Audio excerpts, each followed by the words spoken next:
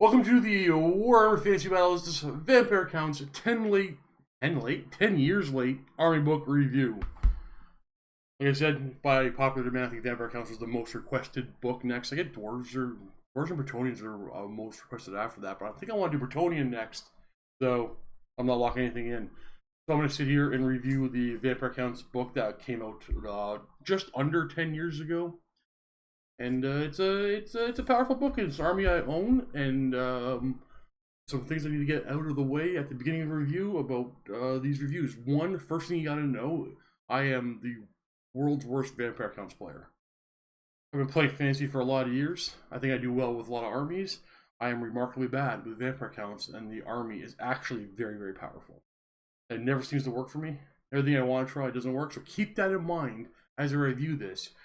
Getting information from a guy who honestly probably shouldn't be talking intelligently about the book. And another thing I need to point out, and we're going to talk about this book when I do a review, I tend to review everything from a book from a competitive standpoint. Now, I have to define that because that word means different things to different people.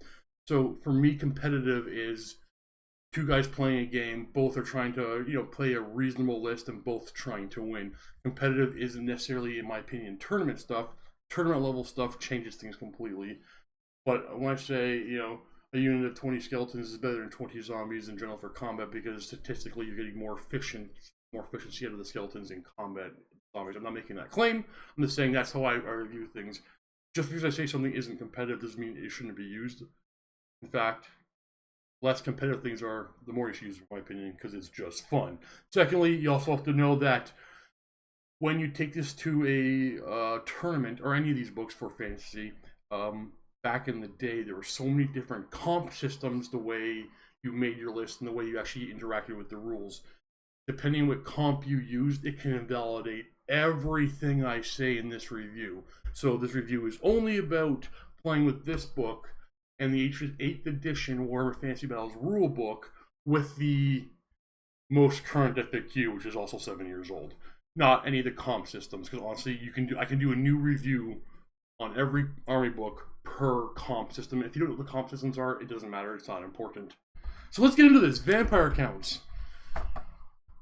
Visually, one of my favorite armies.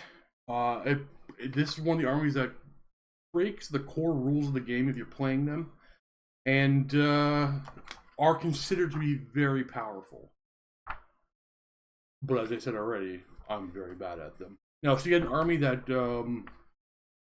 utilizes the undead and unstable rules. So you have an army that, Warhammer Fantasy Battles is rank and flank, maneuver, and play your opponent, and then you get your combat. Outmaneuver your opponent, get into combat, and then try to break your opponent outright, have them run away. But when you're playing against Vampire Counts, that's just never going to happen. Their army is unbreakable and unstable. So basically, they will never take break tests. However, they do lose models according to the amount of combat resolution they've lost by.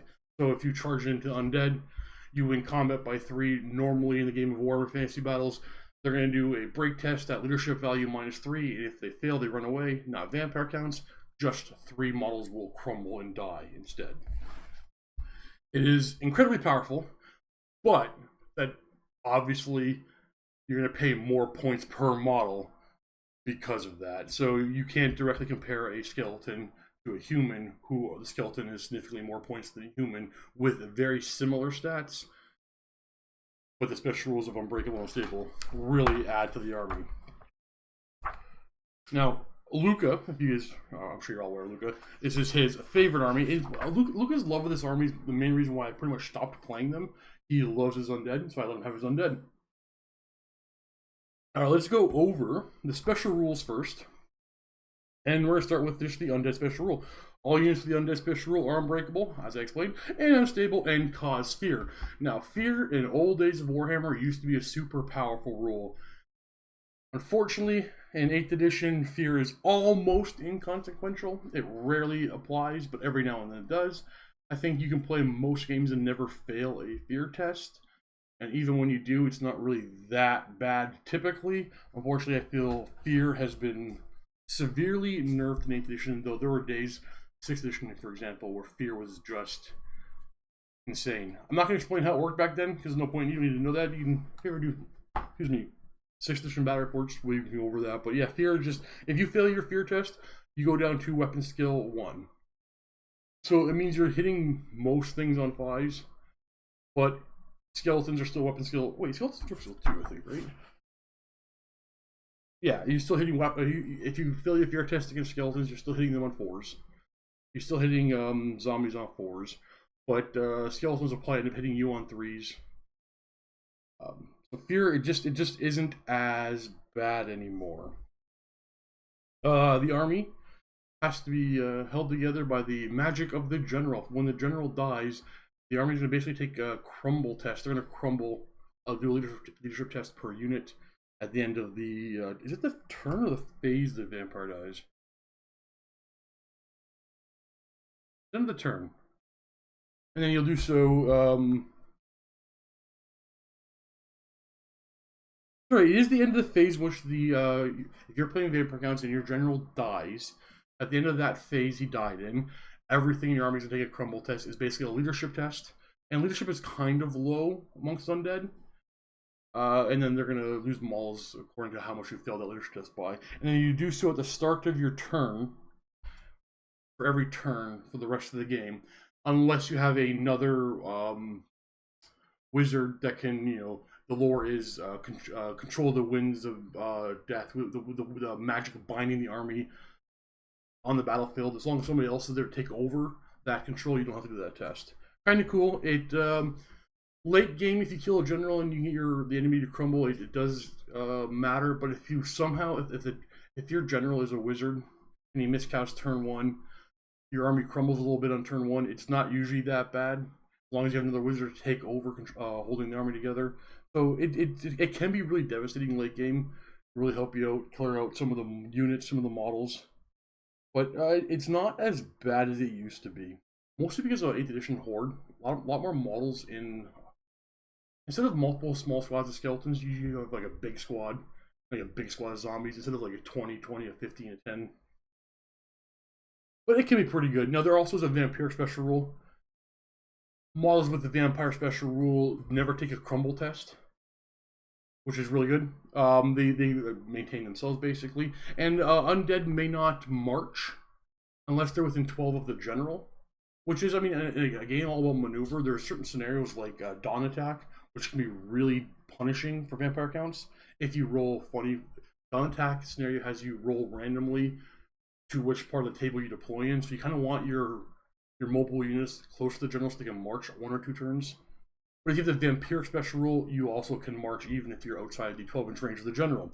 Those are the generic special rules of the army. So let's get into the things. The vampire counts. It's gonna be led by vampires, right? You got a vampire lord and a generic hero level vampire. A vampire lord, movement 6, above average. Actually, I think that's about as high as you get for infantry. I think so anyway. Weapon skill 7, solid weapon skill, bliss skill 5, inconsequential. You come in with strength and toughness 5, which is real nice for a lord. 3 wounds, initiative 7, which is also real nice. 5 attacks, and leadership 10. Now, the vampire isn't going to be cheap. I believe, if I remember offhand, he's going to start out at 220 points. And he comes with nothing but a hand weapon. Now, that doesn't seem that bad. That is that's a hero level, sorry, a human level lord with magic items point cost, right?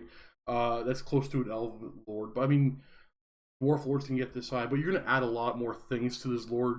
He's going to have bloodlines and magic items adding to that total value. You can easily get a 400-point vampire lord character. I think you go significantly higher than that. You put them on certain mounts, but we'll get to that. And the vampire hero level 1, similar stats, except for it's only weapon skill 6, toughness 4, initiative 6, and 1 less attack. So 1 less weapon skill, 1 less toughness, 1 less wound, 1 less initiative, 1 less attack, for a reduced point cost of, I think, I want to guess it. I think it's a 110? 105. 105 points for Vampire Hero. Don't often see them anymore, to be honest with you. You don't see Vampire Heroes on the table that often. They were more powerful in editions old, mostly, not because of the rule change, but mostly because the models you're fighting. Hordes have taken out the hero level vampire of the game, I think. But again, you can get vampiric powers on them. Special rules are like kind of like a list of magic items you can buy that are in addition to magic items. Well, I'll cover all that stuff during the magic items area. So, hero level vampire, I think they both start at level 1 wizards that can take the lore of death, lore of shadow, and the lore of vampires. You know, like lore of death and lore of shadows are two very powerful lores, but the lore of vampires is actually really solid and really necessary for vampire counts. The hero level vampire can go to a level 2 wizard for 35 points, and the lord level 1 can go all the way up to level 4. But it's such a liability, because now we're talking about a very expensive character. So a lord level vampire at level 4, it's 35 points per magic level. 690, 105. So you're looking at 335 points for a lord level vampire level 4 wizard without any magic items or bloodline powers put on them yet. So you haven't even put any protection, survivability on them, and you're already 330 whatever points. Not particularly wise, because he or she is a solid fighter, something you're going to want in the front line, and you can make some really nice blender type lords. You don't want to risk miscast in 8th edition and lose your general. And your level 4 is always going to be throwing dice at spells. You're going to be better off taking a Necromancer as your level 4, which are relatively cheap. We're talking 165 points for level 3, another 35 points to upgrade the Master Necromancer to level 4, and you're getting a toughness 4 otherwise human, well, I guess a human lord wizard is the same, so it's basically human stats, but the Necromancer is undead for whatever reason, and can take the lore of death and the lore of vampires. It's your solid choice. I think it's reasonable to say if you're playing vampire counts, you're always going to bring a level 4 Master Necromancer. It's the safe bet. Give him a 4 board save, and he's your spellcaster. And you probably, depending on points you got left over, still going to bring a Lord level vampire to go ahead and lead the troops, be the general, high leadership 10. Not always useful for this army, but and he's gonna lead the fray. He's gonna lead the fight and munch. Now the Master Necromancer can upgrade a special rule called Master of the Dead. So the lore of vampires is all about raising the dead, using the dead to fight your battles for you, and they can return slain models to units. If you take a Master Necromancer and give him the Master of the Dead upgrade for 20 points. You can, for skeleton units, you can bring more skeletons to the unit than you started with. So typically, if you have brought a 20-man Graveguard unit and 3 died, and you cast a spell to return models to the unit, and you say you return 4, you're only going to get 3. You don't go past their starting amount. With the Master of the Dead upgrade, skeletons can be brought up beyond their starting amount. That being said, zombies can always be brought above their starting amount. It's kind of the thing. And we also have for characters, White Kings. Games Workshop has some really nice White King models coming up. Well, I guess we've all seen the new White King mounted model. Beautiful model. But in fantasy, this guy can be mounted on a horse or not. He is a strength 4, toughness 5, 3 wound hero. Solid stats hero, very good stats. Not always necessary, but can be a BSB. The vampire hero can also be a BSB.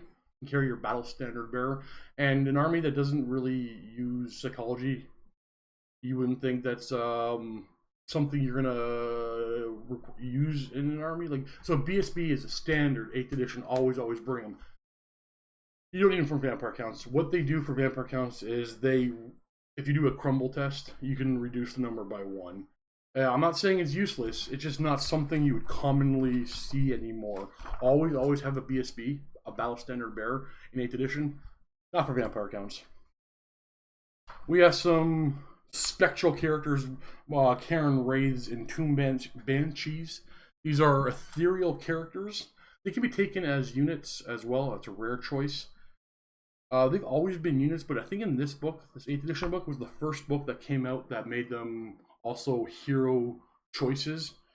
So Karen Wraith is a movement 6, strength and toughness 3, 2 wound, 2 initiative, 3 attack hero, with a great weapon, but he's ethereal, which means so mundane weapons can't even harm him. You need magic spells or magic weapons to harm them.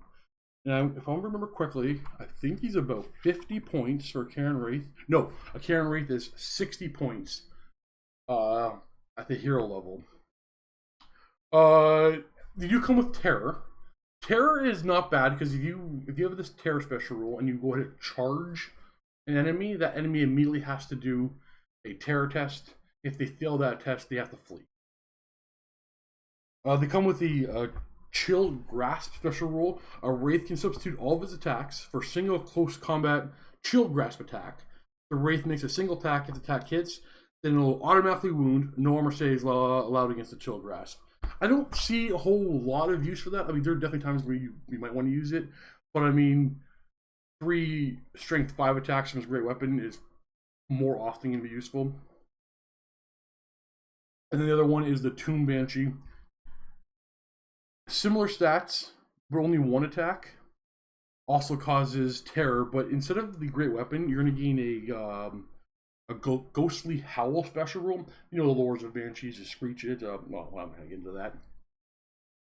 The ghostly howl special attack can be used against a single enemy unit in the shooting phase, even if the Toon Banshee is marched, charged, or is engaged in close combat.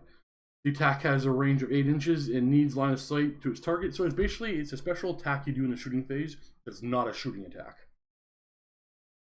Yeah, the Toon Banshee is engaged. Oh, sorry, I said that. If you're engaged in close combat, you must scream at the unit you're engaged with. To resolve a ghostly howl, you roll 2d6 and add 2. For each point which the result exceeds the target unit's leadership, the target unit suffers 1 wound with no armor saves allowed. That is not bad. I love playing a list because there's more than one thing in this book that can do stuff like that. It's a scream list. You're always trying to screech at your opponent, do a leadership test, and make them, take wounds. Now, the cost point of the Banshee is 95 points. Not cheap, but not that expensive either. Now, what's really cool about these things are you can easily, for a reasonable point cost, take a cheap zombie unit, a core choice unit, and buy, say, 4 Karen Wraith heroes and 1 Toon Banshee hero and put all 5 of them in the front rank and just have these things run up the field and attack things. If they engage an enemy without magic attacks, the enemy is completely unable to harm them. It's not cheap point-wise, but it's a strong tactic. Now, your opponent can do his best to make sure he gets a character or something nearby with it. Just a sword of might will tear through these guys. But if your opponent can't get a magic weapon on this unit, it's an incredibly annoying thing to have to deal with. I don't do it too often. Every now and I'll throw it in the rotation, but it is a solid tactic. You're gonna spend you need 4 Karen Wraiths. That's 240 points, 95 points for the Banshee. So it's 335 points for the characters. And then the 20 zombies, which are not that expensive. It's not cheap, and it won't like you can get more attacks elsewhere, but it is it's an annoying unit to deal with. Any more characters we need to talk about? Not really. Okay, so let's go on to the core units. We got zombies, skeletons, crypt ghouls, and dire wolves are your core choices. We'll start off with zombies. Zombies are an interesting stat unit, right? Okay, so we're talking 3 points per model, so dirt cheap. Movement 4, weapon skill 1, 0 ballistic skill, strength and toughness 3, 1 wound, initiative 1, 1 attack, leadership 2. They always strike last. You can take a musician and a standard bearer. Obviously, you can't take a champion. Well, I guess not obviously, but yeah, you can't take a champion. There are no leaders amongst the zombies. You have it's super efficient. Like, they're not going to kill much, but 3 points a model. They are undead, which means they cause fear. They're unbreakable. They're unstable. They die fast. You can raise them back up with your magic. And they have the newly dead special rule. Basically, maybe I should have covered the magic already to explain this better, but the what's the word I'm looking for? Not the generic spell. What's the word I'm looking for here? The spell you swap into.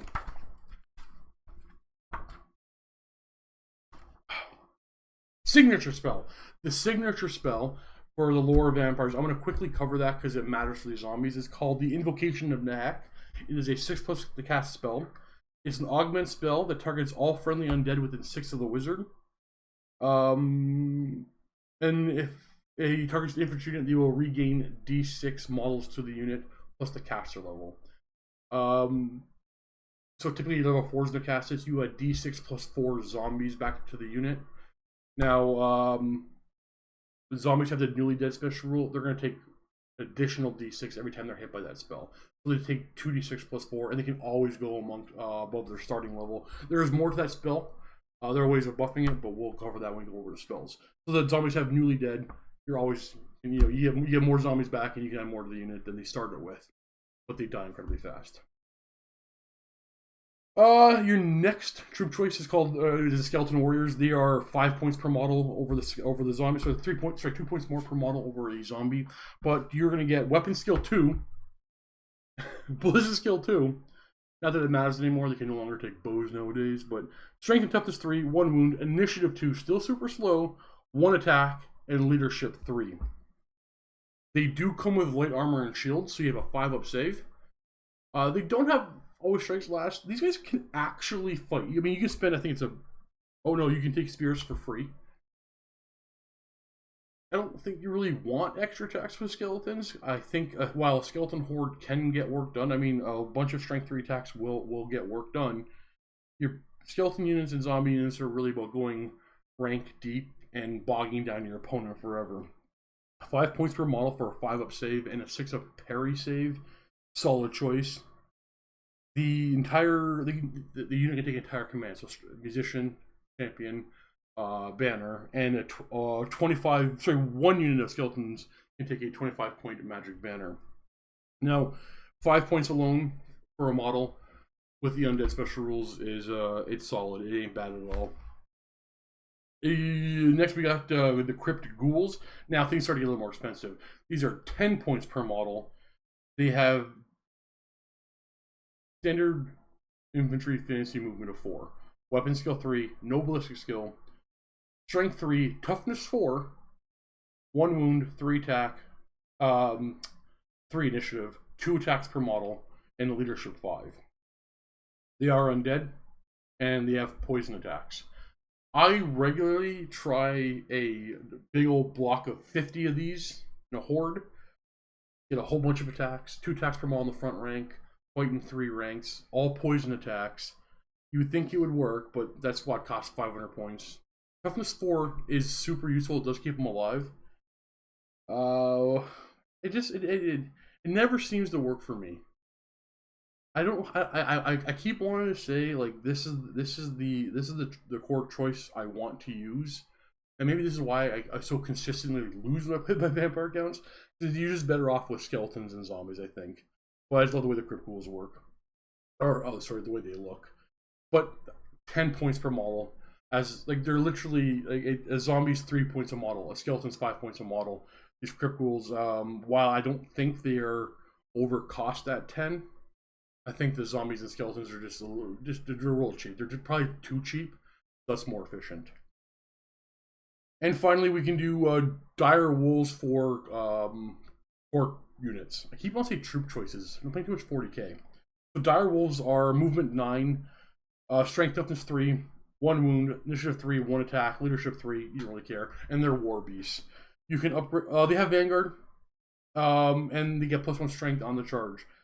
They are 8 points a model. They're not always useful in a vampire count army, but in my opinion, even though, like I said, I'm really bad at the army, A couple of units of these are mandatory.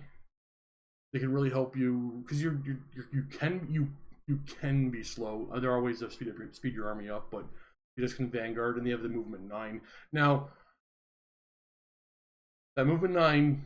Remember, like once you get more than 12 inches away from your general with these direwolves, they can no longer march. So turn 1, you try to Vanguard, get within 12 of the general, but up front, and then you have 1 turn of an 18-inch march to go, push far. I mean, if you're going to bring any monsters, you can use these to go hunt war machines, but there are also other options that can do the job. But 8 points of Monolith's direwolves that are strength 4 in the charge, and they're undead, right? So immune to psychology, unbreakable, cause fear. They often die, but at least they absorb some fire or distraction. But every now and then they can be useful. Moving over to special, we get a lot of options in this book. So this is one of the original fantasy armies from way back when, right? So there's a ton of miniature choices. We're going to talk about the Corpse Cart next. It's a 90-point chariot that isn't a chariot you want to fight with. It's drawn by a bunch of zombies. Now we have to go all the way back here. Honestly, it's a beautiful model. It's one of my favorites in the entire line. We got a strength and toughness 4 chariot with 4 wounds, which isn't terrible. 4 wound chariot's not bad. The guy on top is just got he's a corpse master with a single strength 3 attack, and it's dragged by zombies with movement 4. Now it's a chariot, so it can never march, even when it's within 12 of the general. Chariots just can't march. So it's just a very slow moving thing. It's not meant to charge, but if it does fight the restless dead, all the zombies that are in the cart or dragging the cart, you get 2d6 strength 3 attacks out of it.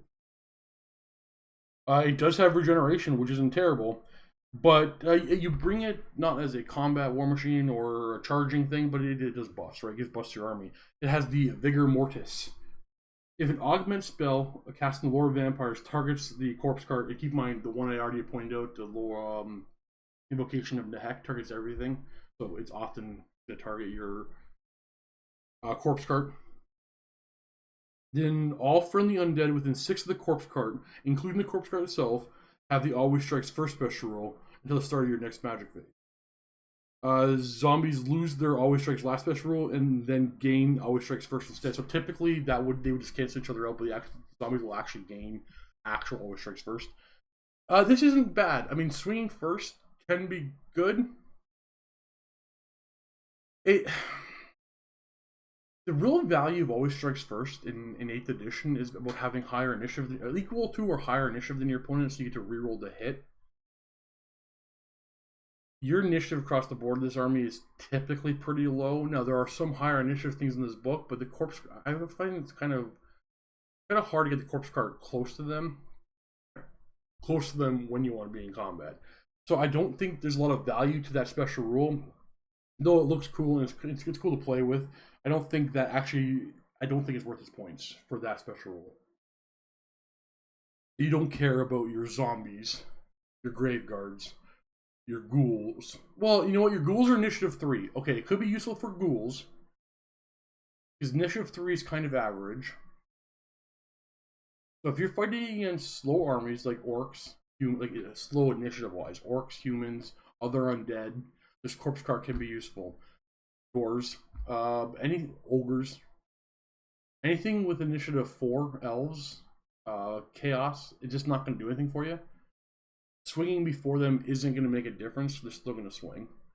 But if they have the same initiative as you or lower, the reroll to hit is super good.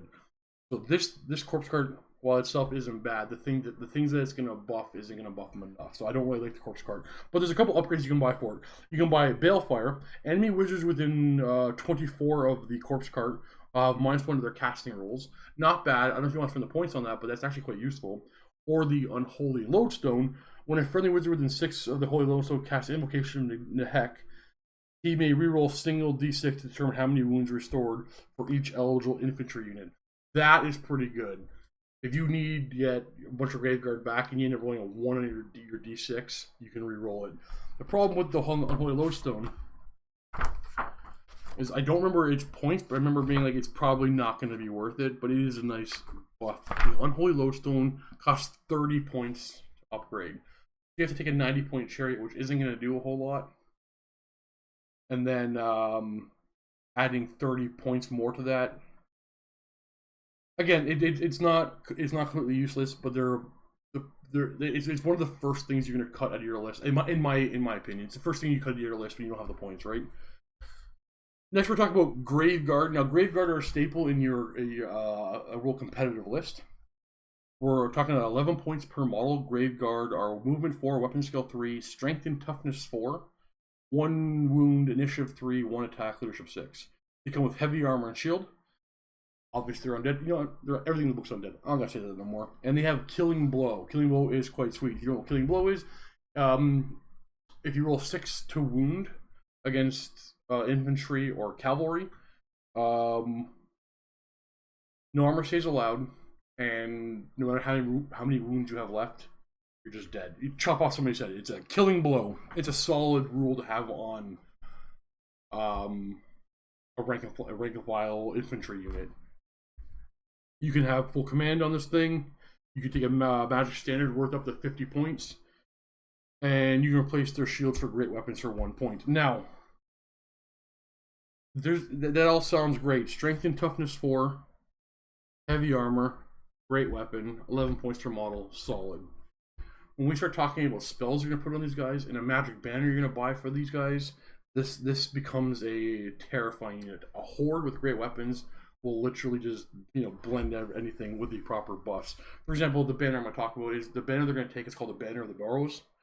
It gives the unit +1 to hit. That's so good. They're hitting most things in the game on 3s. And they're wounding most things in the game on 2s. With a lot of attacks. There's a horde, right? It's a solid, scary combat unit for only 11 points a model and Killing Blow. Next, we're going to talk about Black Knights. They are similar to the Graveguard, but they're mounted. They're 21 points a model. They come with heavy weapon and shield.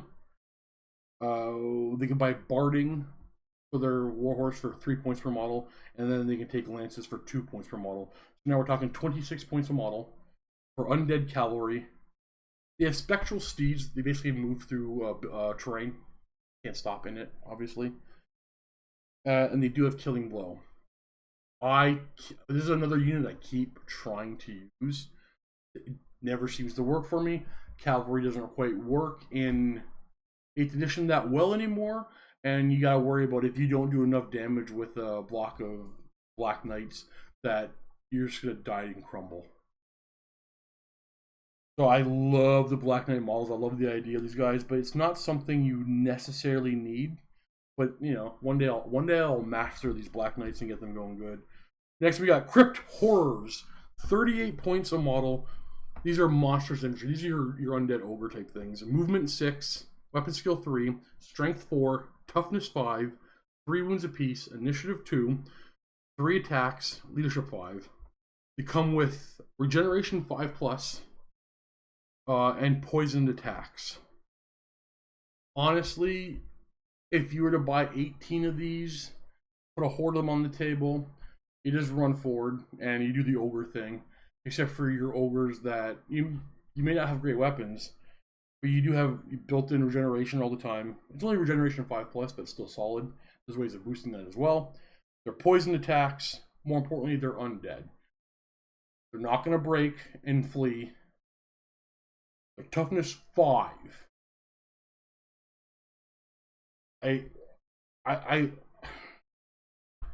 played a horde of these guys, I think, twice before the studio rebased them onto round bases for Age of Sigmar.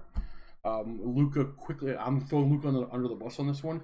He put those Crypt Horrors on the top of the pile to get rebased because he never wanted to deal with them again. Honestly, I don't blame him. A horde of monsters infantry with toughness 5 and regeneration and only 38 points a model. It's not always fun to play against. Super powerful, super good. But it doesn't really play the game because you don't have to worry about maneuvering and out planning your opponent. You just run them forward. We got Fell Bats next. Don't use them that often, but I feel like maybe we should be using them more. They're 16 points a model. Unit size 2+. They're fly and they're undead. So these are war beasts on 40 mil square bases. You have strength and toughness 3, 2 wounds, initiative 3, 2 attacks, leadership 3.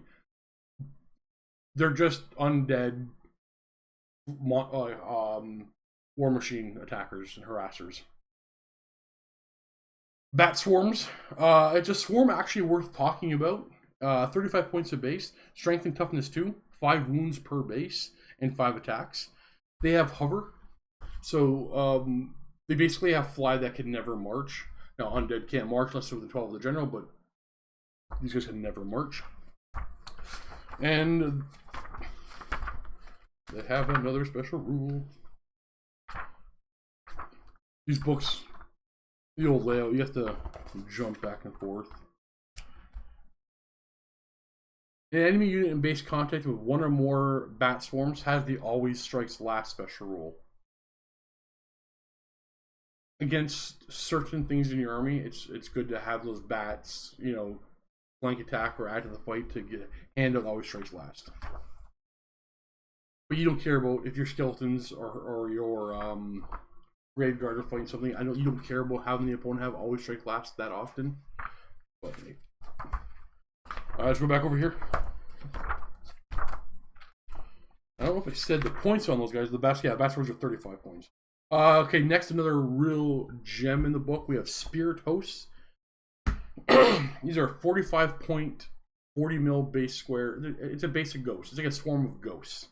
They have movement 6, weapon skill 3, strength and toughness 3, 4 wounds, initiative 1, 4 attacks, leadership 4. It's a swarm. They're undead, but they're ethereal. As far as I'm concerned, like when we're talking competitive, 3 spirit hosts are a mainstay. You want them. They redirect, they hold. Now, if they hold a block of infantry with rank bonuses, they're going to lose that fight. They're going to crumble and die. But a single spirit host can engage a enemy monster or lone character indefinitely if they don't have magic attacks. I've had unfortunate bat rips where I've had my spirit host say engage. Off the top of my head, I know I've played Chaos Wars more than once, and the one big monster, I think he might have had magic attacks, we didn't realize it, but the entire game the spirit host has held him up. I've had my spirit host engage a dark elf beastmaster on a manticore without magic attacks, and it just holds it there. It's a tie combat every time. Thus, manticore just gets stuck, can't do anything. If you don't have magic attacks, the spirit hostess can't take damage. Fantastic redirectors. 45 points a model. 3 in every list. And next we have Hex Rays. These are it's a cavalry unit that is also ethereal. And the strength toughness 3, and they come with great weapons. Now, Lucas in the past, past couple of years, have been using them more and more. We've kind of been ignoring them because they're not cheap point wise. I'm gonna go back over here and check. Hex Rays are 30 points a model for these cavalry models. But they have a bunch of special rules. So again, ethereal is the big one you gotta think about. If you don't have magic attacks, they can be real powerful. So they have the Soul Reaper special rule, attacks made by Hex Rays and the Hell Wraith. The Hell Wraith is the unit leader. They count as magical and have the flaming attack special rule, and allow no armor saves. You just don't get armor saves. They have the Soul Rider special rule. They can move through unengaged units, friendly or enemy, as if they had fly, right? But cannot end within 1 inch of another unit, obviously. And then they have the Spectral Hunter special rule. One unit Hex Rays moves through 1 or more unengaged enemy units in the remaining move subphase, so not the charge phase, unfortunately. That unit immediately suffers 1 strength 5 hit per Hex Wraith that pass through it, just treat it like shooting. The hits are magical, count as flaming attacks, and no armor saves are allowed. Well, it's like 150 points for 5 of these. It's a solid 4th ethereal unit you can throw on the table. You want 3 spirit hosts, you can buy one of these. Also, you can buy the characters. I mean, you go a bunch of Karen Wraiths and Banshees running around. You can basically play complete combat avoidance with this book, which is not, I guess, not always the point of the game though. But Varges are next. It's another monstrous infantry, but these guys are winged. They're the big giant Batman. You ever watch the old Batman the animated series? I figure if you play fantasy, you're on my age. And you watched the animated series. Remember Man Bat? That's all I see every time I look at Varges. So these things are movement 6, weapon skill 4, strength 5, toughness 4, 3 wounds, initiative 4, 3 attacks, and leadership 7. They are vampiric. They can march. They have fly, but they got frenzy. So you gotta be careful with that. Flying frenzy, even though they're a strong close combat unit, they can be baited out, and they're only leadership 7, which means you can get pulled. You can get pulled out, but only 46 points per model. But having a unit of 3 of these, not a bad addition for any list. Now you can get a big buff version if you go into the rare choices. We can take the Vargulf instead. He's only a 50 mil base, but he's a monster with movement 8. Sorry, 15 mil square. Movement 8, weapon skill 5, strength and toughness 5, 4 wounds, initiative 4, 5 attacks, leadership 4. He's 175 points with regeneration, has hatred, terror, is vampiric, and has bestial fury. I think, if I remember bestial fury correctly, he just counts as not having any ranks. I mean, it counts as having no flank or rear. But as we... For the purposes of calculating combat result bonuses, a Vargulf counts as having no flanks or rear. Little on the expensive side, but useful, fun to play with. But you don't need them. But I like the model.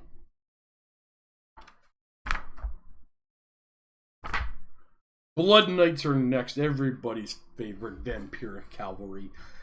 50 points per model. The unit size is only 4+. You don't have to have 5. Whatever. They come with hand weapons, lances, barding, heavy armor, and shields. They have frenzy. They have martial honor. They're undead and they're vampiric. They can have a magic weapon up to 25 points on the Castellan. That's the unit leader. They can take a magic banner worth up to 75. Well, they may take the flag of the Blood Key. It takes a 75-point magic banner that gives them a 4 ward save against shooting. It's very expensive, but shooting is their bane. Now, okay, let's talk about the stats of these guys. So they ride nightmares. Their nightmares are 1 attack, strength and toughness, 4 horses. Great. Strength 4, mount attack, awesome. But these things are weapon skill 5, strength 5, toughness 4, initiative 5, 2 attack models with lances. I mean, we have strength 7 lances on the charge with 3 attacks per model because of frenzy. And they can always march as a vampiric. They're very expensive point-wise. They will munch through anything they charge. They gotta worry about combat resolution, like rank bonuses and stuff like that. And you can bring them back to life with undead magic, right? It's just they're very expensive and they're always gonna get shot to death or magic down as soon as possible. You want to burn them down before they get to your lines.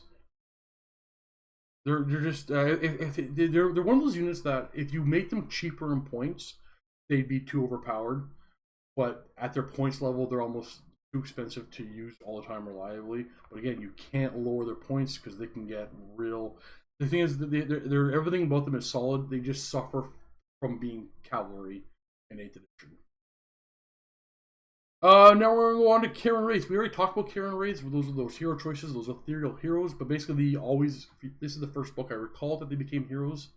But they've always been a rare unit choice. So you can take a unit of Karen Wraiths, 3 to 10 in a unit. They're 50 points per model. Otherwise, they're the same.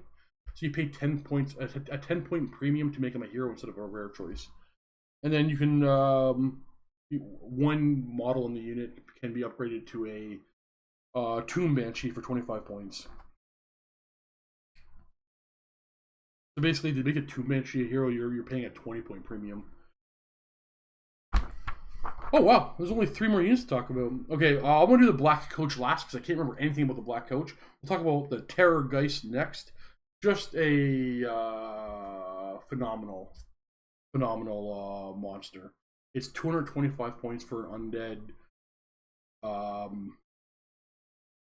wasn't call it a dragon, but there is an undead dragon we'll talk about for character models later. It's what is a Terror Geist? It's a giant bat monster thing. It's got movement 6, weapon skill 3, strength 5, toughness 6, 6 wounds, initiative 3, 4 attacks, and leadership 4. It has a death shriek special rule, which is the main reason why you bring this thing. It's fly, large target, regeneration 6+, it's something. It has terror and undead, and it has 2 upgrades: rancid, maw, and infested. Rancid and maw is 15 points, infested is 10 points. Okay, so we have a toughness 6 wound monster. A cannon can one-shot him, but low chances. And it's undead, so you can heal this thing up. But let's go ahead and take a look at what his special rules do and why this thing is awesome. Wish there was a page number, but we're going to go ahead and find them this way.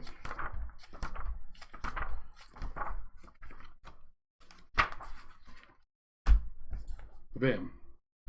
Okay, so if you want to upgrade upgrade the infested, when the Terror Geist is removed from play,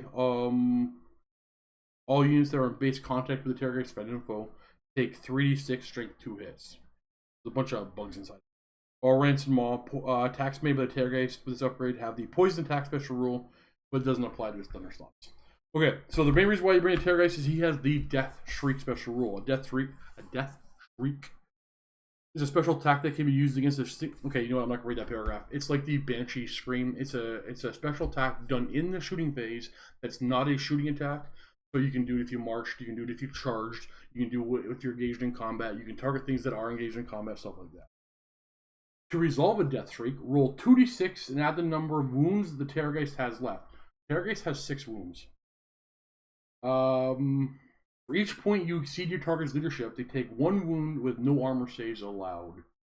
The Death Shriek is a magical attack and is distributed like shooting. That's so good. 2d6 plus 6 minus their leadership and take wounds. It's gonna do work against everything. A dirty list is to bring 2 of these, 2 Terror Geists, and just fly around the table and shriek. Make sure your wizards are nearby to heal them back up. Oh, let's talk about not the Black Coach yet. The Mortise Engine. The kit also makes Coven Thrones. We'll get to that. This Mortise Engine is a rare choice at 225. No, 220. 220 points. It's a chariot. That's toughness 5 with 5 wounds. Pretty solid. And it has 1 upgrade for 20 points. The Blasphemous Tome. So it is driven by a Corpse Master, which is a single strength 3 attack. It has a Banshee Swarm swooping around it. It's a beautiful model. And it is dragged by a Spirit Host, which is 2d6 strength 3 attacks if it's in combat. But you don't bring this thing for its combat ability, right? It's a large target. I said regeneration. It causes terror. And it can make a Banshee ghostly howl attack exactly like a Banshee does. But it has a reliquary locked up in a cage on top of its pedestal. I don't know what to call that thing. At the start of each of your turns, roll 2d6 and add the current turn number. This is the range of the reliquary's dark aura this turn in inches. All enemy units within range of the Dark Aura immediately take d6 hits with a strength equal to the current turn number distributed from shooting. Also place a marker next to all friendly undead units that are within range of the Dark Aura at the start of this turn. Improve those units' regeneration saves by 1 to the start of your next turn to a maximum of 4+. If they have no regeneration, they are treated as having regeneration 6+. Finally, if the 2d6 result is a double, then the fell energies prove too powerful. In addition to the usual effects, the Mortise Engine takes 1 wound with no armor saves of any kind allowed. Easy to heal back up. When the Mortise Engine suffers his last wound, every unit within 12 inches plus the turn number take 2d6 hits with the strength equal to the current turn number. Distribute like shooting. So it hands out regeneration or improves your regeneration. What if you brought that horde of Crypt Ghouls that come with a 5-up regeneration, and this thing is directly behind them the entire game? A horde of monsters infantry with 4 regeneration, their toughness 5, and have ways of bringing models back to the unit once they're dead, because of magic we haven't talked about yet. It's a solid combo. I mean, it's a little vulnerable to chariots. It does have 5 wounds, so it's not the easiest thing to one-shot, but can definitely be done. But I mean, if your opponent tries to plink it away, you can probably easily heal it back up. It's a solid combo. For 20 points, you can upgrade to have a Blasphemous Tome. All wizards, friend or foe, within 12 of one or more Blasphemous Tomes gain +2 to their cast results when casting spells from the lore of vampires. If any wizard miscasts within 12 of one or more of Blasphemous Tome, he must roll twice in the miscast table, and the miscast player, so the opponent picks your opponent's gonna pick the worst one. It's I will take that every time. You can just throw low amounts of dice at spells with the +2. I will take that every time. It can backfire and cost you games, sure, but that's fun. Now, one more rare choice. Black Coaches. Excuse me 1 second.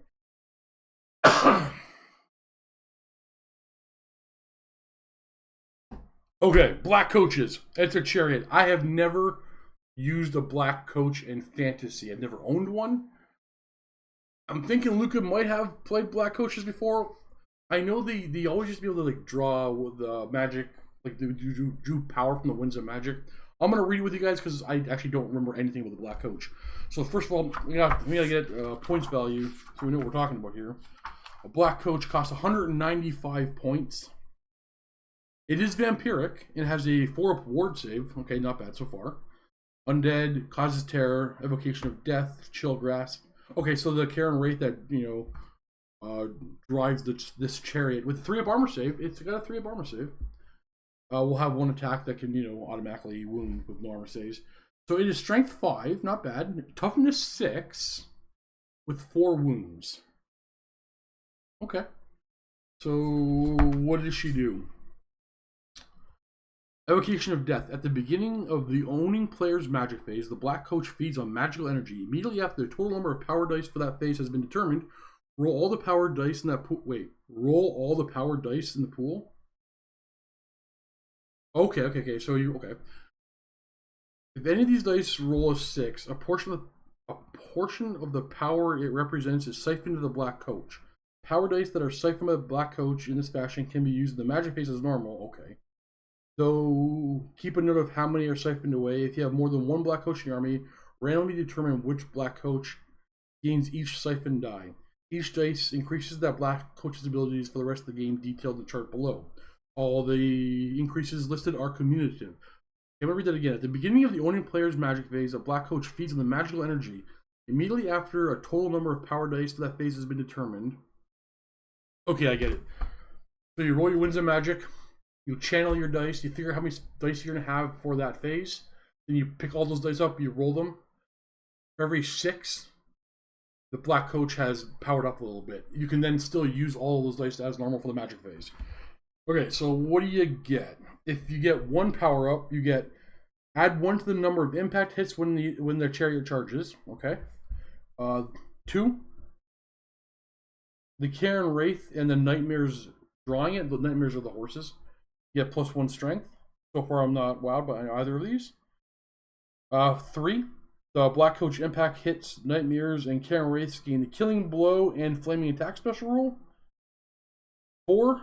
It gains magic resistance 2 and the Strider special rule. Okay, here we go. 5. It becomes ethereal. 6, it can fly. Okay, I mean the first few upgrades on that don't wow me. The last couple do. But even without those upgrades, 195 points for a toughness 6 chariot, 3-up armor save, and a 4-up ward save.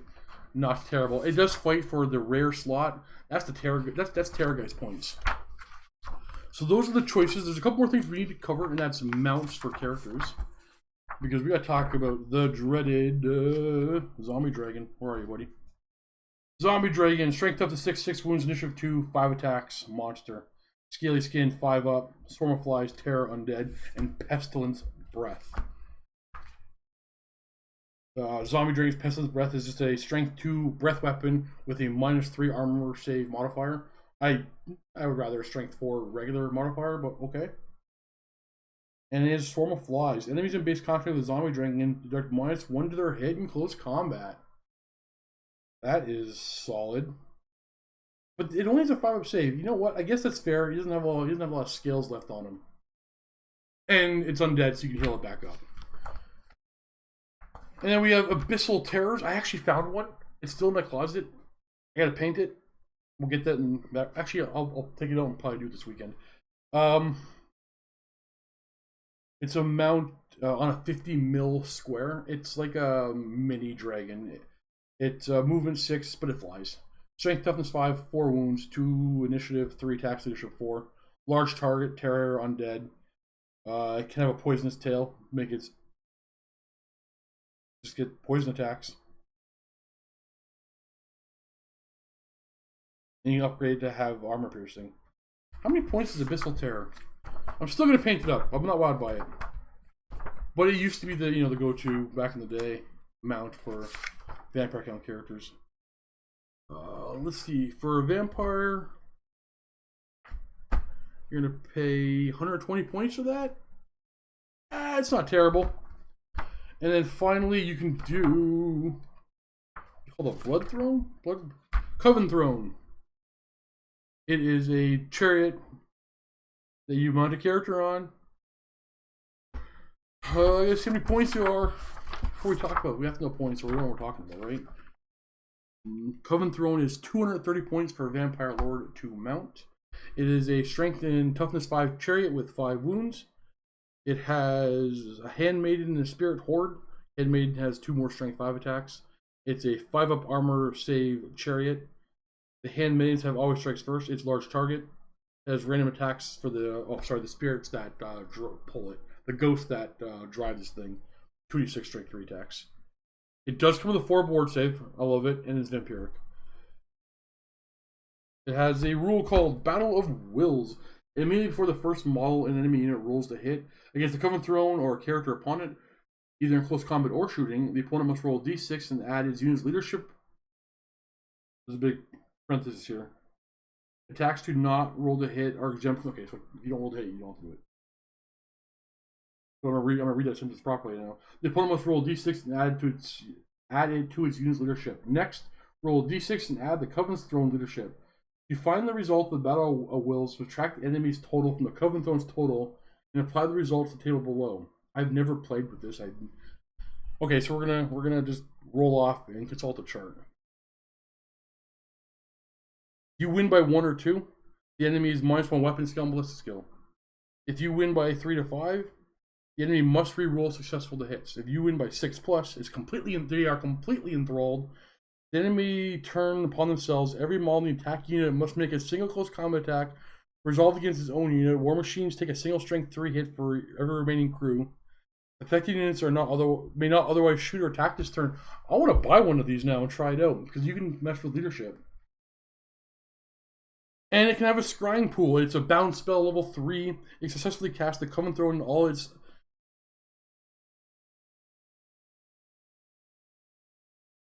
Is it still hitting? Oh. Okay. It's a bound level 3. And you can choose to have the Coven Throne reroll all its to hits, or it's all its to wound. Not terrible. I feel like I need to buy one of those now. I'm not gonna lie. I don't know why. I think back in the day when I was really playing my vampire counts, I bought this kit. This kit can make the Mortise Engine and the Coven Throne. Expensive model. Only bought one. Made a Mortise Engine, but I feel like I need to make a Coven Throne now. Okay, let's talk about the big thing about this army. The lore of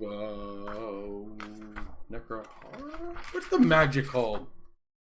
Lore of Vampires, actually. Lore of Vampires. Okay, this is obviously have the unique lore. The lore attribute is called the Curse of the Undead. When a spell from the Lore of Vampires successfully cast, the wizard or another friendly model within 12 can instantly recover a single lost wound earlier in battle. It is a solid lore attribute. Okay, so Invocation of Knack, we talked about it. It's a 6+ to cast. Every undead, it's an aura, it's an augment that targets every undead within 6 of the wizard. and they regain D6 wounds, plus the level of the caster casting it. Now there's some modifiers against that, against cavalry. Basically, a monster. The chariots, they're only ever going to get one wound out of it, but infantry's going to get multiple models back. Now you can increase the casting value to, I think, 12, and the aura goes to 12-inch range. Every one of your units within 12 gets affected by it, or you can increase it to 18 plus the cast and everything within 18. It's a very good signature spell and a fantastic lore attribute. And then we have literally, I think, all 6 of the spells in this book are solid. Not even solid. I mean, just good. They're all good. Okay, so Van Hell's Macabre for 6+ to cast is an augment spell that targets a friendly... Oh, sorry. I forgot how to read for a second, like literally. Van Hell is an augment spell that targets a friendly undead unit within 12. The target unit rerolls fail to hit rolls in close combat until the start of the caster's next magic phase. In addition, if the target is unengaged, it can immediately make a move up to 8 inches. Now, back in the day, this used to allow you to charge in close combat. Not anymore. The wizard can choose to have this target all friendly units within 12 if you increase the casting value to 12+. That's amazing. So good. Having your whole army move up to 8 inches, or having your whole army within 12, reroll to hit. That's two really good spells in one. Like, if those were 2 separate spells, I'd want both of those. But like, Van Hell is such a good spell. Next we got Hellish Vigor is 8+ to cast. Augment spell to cast one friendly unit within 12. That unit re-rolls fail to wound in close combat until the start of the caster's next magic phase. The wizard can instead choose to affect all friendly undead within 12 with this spell at the casting value of 16. Awesome. Gaze into Gash is arguably the weakest one, and this is an awesome spell. It's a 9 to cast. It's a magic missile with a range of 24. The unit takes 2d6 strength 4 hits. You can increase the range to 48 inches and make it a cast on a 12+. 2d6 strength 4 hits for clearing chaff? I mean, yes please. They're only going to get better. Next we got Raise Dead. It's a 9+ to cast. You basically raise undead out of the ground. This is a game-winning spell. You roll 2d6 plus 3, and you get that many. Is that skeletons or zombies? 2d6 plus 3 zombies placed anywhere wholly within 18 of the wizard. Block charge lanes. Summon unit behind you can summon unit. Let's say your opponent's got some cannons that are threatening your Terrorgeist. Well, yeah, they have a big unit in front. You can't quite get to them. You can summon some zombies right behind them and go ahead and charge those cannons. Most often, this thing is used to protect your flanks and redirect units. So you're about to get a really bad charge. I mean, your opponent can spend all day perfectly outmaneuvering you. Get ready for a game-winning combo charge. Your turn, you summon up some zombies and block them. You can increase the casting value to 14+ and turn those 2d6 plus 3 zombies into 2d6 plus 3 skeletons. I don't think you ever need to. Zombies are absolutely fine. Next, we got the Curse of Years at a casting value of 12. It's a hex spell. It's a remains in play spell, and it has the range of 18. You roll d6 for every model in the unit. On a 6, they suffer a wound. At the end of the next magic phase, that's your opponents, you roll again. On a 5+, they suffer a wound. And it keeps on going up and up and up and up to a maximum of 2+. The remains in play spell that your opponent has to remove. It's good for killing the enemy, but it's really good for shutting down their next magic phase because they have to remove it. No armor saves are allowed against Curse of Years. It's aces. Wind of Death is casting value of 15+. It's another remains in play. Wind of Death is a magical vortex that uses a small round template. Once the template is placed, the player then nominates the direction in which the Wind of Death will move. To determine how many inches the template moves, roll an artillery dice and multiply it by 3. Any unit beneath the template takes a d6 strength hits for each rank of models with no armor saves allowed. If the result on their turn dice is a misfire, place on the wizard. Typical Vortex misfire stuff. And then it moves d6 inches and scatters. In either event, subsequent turns, wind of death will move a number of inches determined by the artillery dice in a random direction determined by the scatter die. If a misfire is rolled in subsequent turns, you know, typical stuff. You can increase the casting value to 25 and use a large round template and turn it to strength 4 instead. So it is only a 15 plus to cast this Vortex. It is the least useful of all these spells, but it's solid. I'm not going to complain about it. Sorry, I'm being distracted by my phone. I shouldn't do that. Okay, so Lore of Vampires, aces. Let's talk about vampiric powers and magic items, where vampiric powers are bloodline upgrades. If you know the lore, I would love to talk about the lore of vampires. It's too long of a video. They're great. Like there are types of vampires. There's the Strigoi. There's the Lamayan. Lamayan? I actually don't know how to pronounce it. There are the Blood Dragons and Aberrash. Oh, some amazing lore. But like you can use the bloodline powers here to kind of customize the background of your vampire. These are bought in addition to magic items. So, for example, a vampire lord can take 100 points worth of magic items, and 100 points worth of vampiric powers. So, Master of the Black Arts is 75 points. A vampire with the Master of Black Arts can reroll one of the dice when determining the strength of the winds of magic. That's expensive, but that's also, you live and die by your magic phase. It's often quite useful. As I said earlier, you don't really want to make your vampire level 4. There's too many eggs in one basket, so you spend 75 points to reroll that die to basically help your Master Necromancer. It's not necessarily a bad idea, but not always the thing you want to spend 75 points on. You can go Curse of the Revenant for 55 points. It gives you +1 wound. That's not that interesting, especially since you can heal up pretty easily, but it has some combos with some magic items, which I'll talk about later.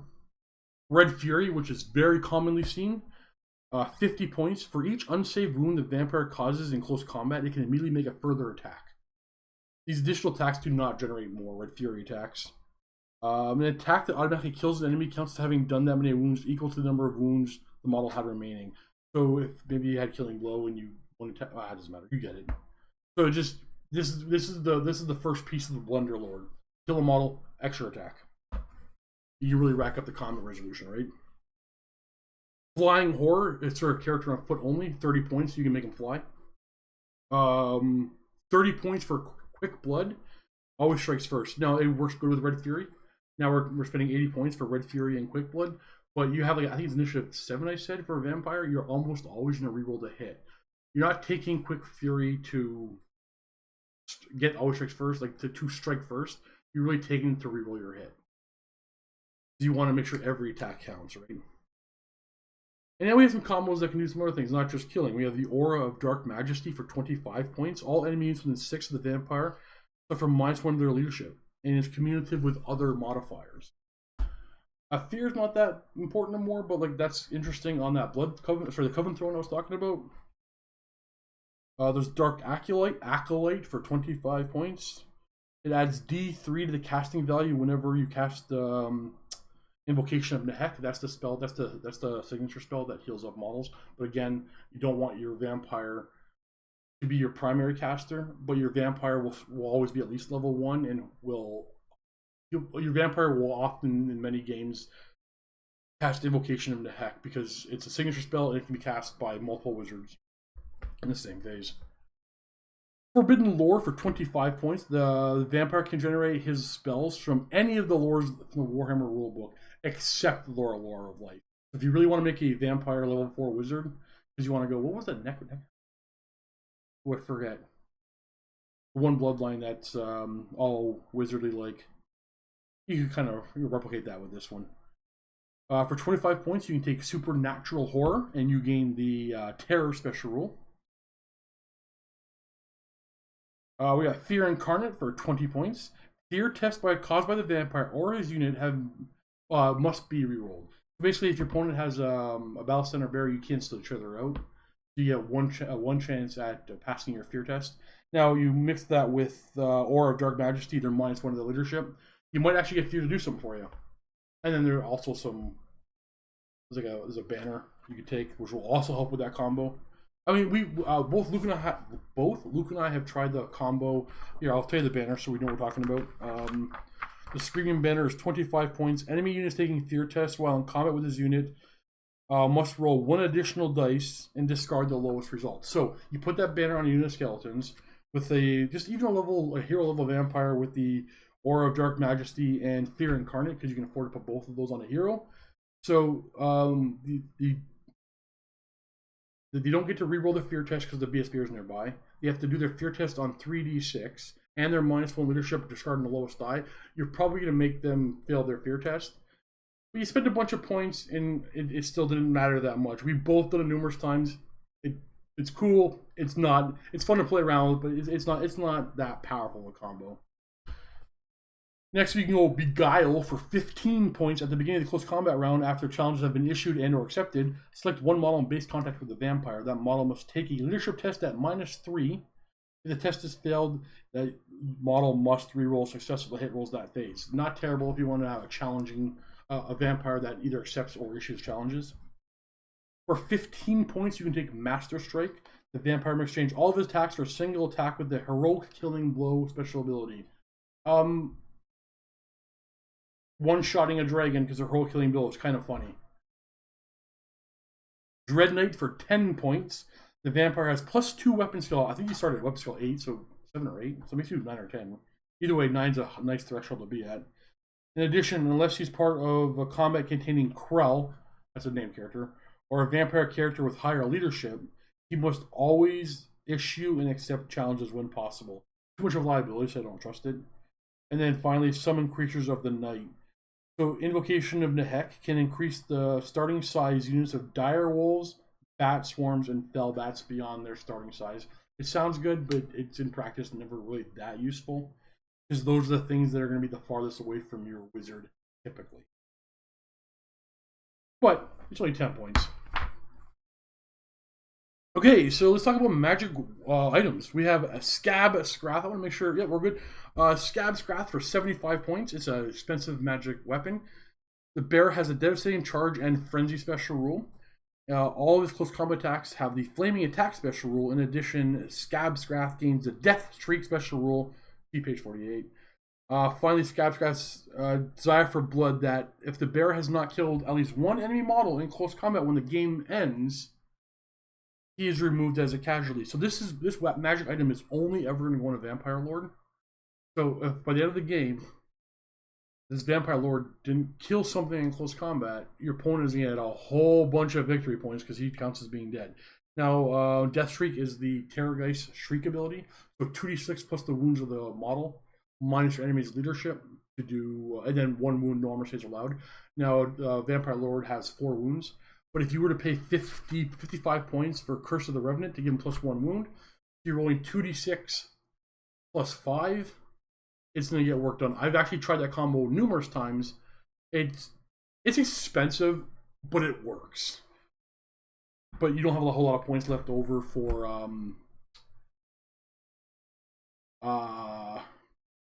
defensive abilities. So, I made me realize I forgot to review one of the lore choices, because I play it on a Strigoi Ghoul King. So a Strigoi Ghoul King is 260 points. He's strength and toughness 5, 3 wounds. Oh, first 3 wounds. Okay, so Scab Scrath with Curse of the Revenant goes to +4, not +4. Initiative 8 with 5 attacks. Infinite, he hates everything. His regeneration 5+. Hopefully you have that Mortise Engine behind you to make it a 4+. He's undead and vampiric. And he can mount on a Terrorgeist. I like to take him with Curse of the Revenant and Scab Scrath in a big old horde of ghouls. It doesn't work often. Well, hold on, that combo works, but the game is always lost because I'm terrible at vampire counts. And I like to run around and scream. Just make sure you take your only save is regeneration. Make sure you take the Dragonbane Gem. You have a 2 aboard save against flaming attacks, because that will burn through you. And yeah, he's super expensive, and it's a combo. I'm not saying it's great, but it's something I like to do. That is the one and only magic weapon in this entire book. Next, we got the most commonly used. Yeah, get hot here. Oh, look at that. Look at that. No, putting that back on. We got a weird ring on our head now.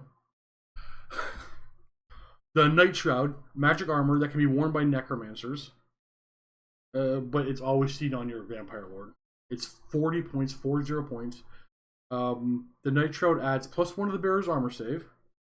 An enemy mauls in base contact with the bearer lose all strength bonuses conferred from weapons, whether it be normal or magical. So, and have always strikes last. So you're gonna really slow them down. Their lances aren't getting bonuses. Their sword of mights are giving them bonuses. Whatever their base strength is, that's what they're swinging at you at. It's necessary because there's not a whole lot of ways of putting defensive combos on your vampire. So a vampire on foot can have heavy armor, a shield that gives you a 4-up save, and then you buy this Night Shroud and it makes that 4-up save a 3-up save. But at least you're probably lowering the enemy strength, so you get at least roll some kind of armor save. Banner of the Burrows is 50 points. We already talked about it. It's for Graveguard. You get +1 to hit in close combat. So if you bring Graveguard, especially a Horde of Graveguard, Banner of Burrows every time. Screaming Banner, we already talked about, 25 points is that extra die in the fear test. You put that on skeletons if you want to try fear bombing. And then we're going on to arcane items. We have a lot of good ones here. We have the Black Parapet for 55 points. The Black Parapet allows the bearer to save up to 2 of his army's unused power or dispel dice at the end of any magic phase, and then add them to his side's power or dispel dice at the start of the next magic phase. For me, a level 4 vampire with Talisman of Preservation and the Black Parapet is a mainstay. He doesn't have a whole lot of miscast protection, no channeling stat, no earthing rod, but like his role is to roll a low amount of dice constantly, and then add 2 dispel dice to his power dice every time. You can take the Staff of Damnation for 40 points. It's also an arcane item. It's a bounce spell level 4. If successfully cast, this item casts an augment spell. All friendly undead units and their mounts within 6 of the bearer gain the extra attack special roll. Not terrible. It's just it's an arcane item. There's only so many spots you can go, right? The Cursed Book is another really good one, arcane item, 35 points, but don't see that often. At the beginning of the bearer's magic phase, the bearer may choose to sacrifice D3 power dice from the pool. If he does so, roll D6 and consult a chart. Assuming there is a viable target for the indicated spell, the spell is automatically cast to its minimum casting value, requiring no dice. A dispel attempt may be attempted as normal. If you do not have the requisite number of dice to sacrifice, then you lose what dice you have, and the book has no effect this turn.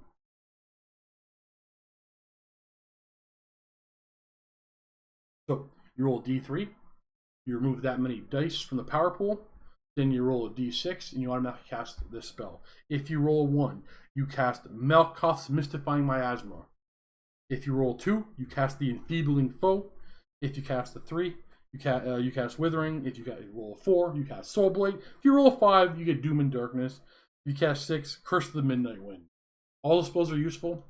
I don't like not having control, but I kind of like the idea of this item. Next, the Book of Archon for 25 points is another arcane item. It's a bound level 3 and it has Van Hels's Dawn's Macabre in it. That's the spell that allows you to reroll the hit or move.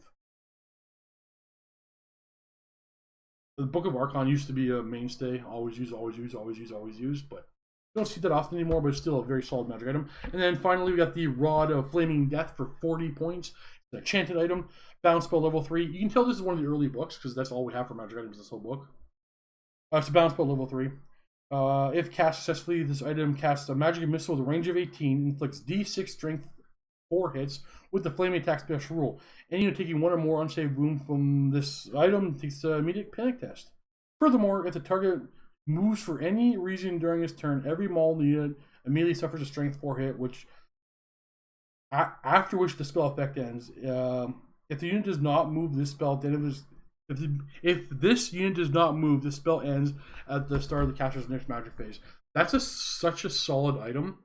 The problem is it's only bound level 3. It's really good for pouring out your opponent's dice if you can afford to put this item on anybody. Because like a horde of halberdiers isn't going to move if they're hit by this.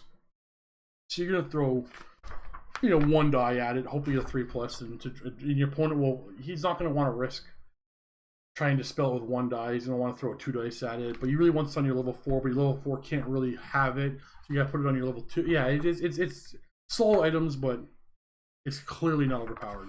That is all the magic items. Wait, is that the whole book? That's the whole book. Okay, so my thoughts on this book. Luca's quite good at vampire counts. A go-to solid list would be something like a horde of great weapon-wielding Graveguard with the Banner of the Burrows and a Blender Lord. A Blender Lord unit, you're going to have the Night Shroud. You're going to have a hand weapon. No. You want to give him the Sword of Bloodshed. Plus 60 points, plus 3 attacks. Night Shroud. And then you want Quick Blood. Always strikes first. And then Red Fury. So that you get a bunch of attacks. And he has a bunch of Strength 5 attacks. And adds a whole lot of combat resolution.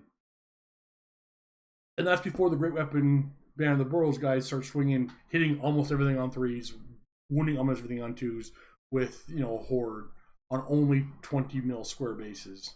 They're also toughness 4, so relatively resilient. And then if you start losing them, res them back up. And then, in my opinion, I don't think Luca often does it, but I would think you want to bring 3 units of ghosts. Spirit Swarms for redirecting and stuff. I love that kind of stuff. And then you want a level 4 Necromancer in a 20-man zombie unit right behind them. And your minimum amount of unit points in core.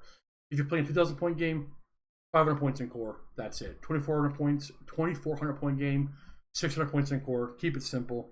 And don't overplay around. Now, Terrorgeist, add 2 Terrorgeists to that list. Like, you have a solid, terrifying list. Or you can do what I always try, which doesn't always work. Big horde of ghouls, Scab on a Strigoi Ghoul King, Toon Banshees, Terrorgeist, and just try to scream my opponent off the table and lose. Because that's the way I do it.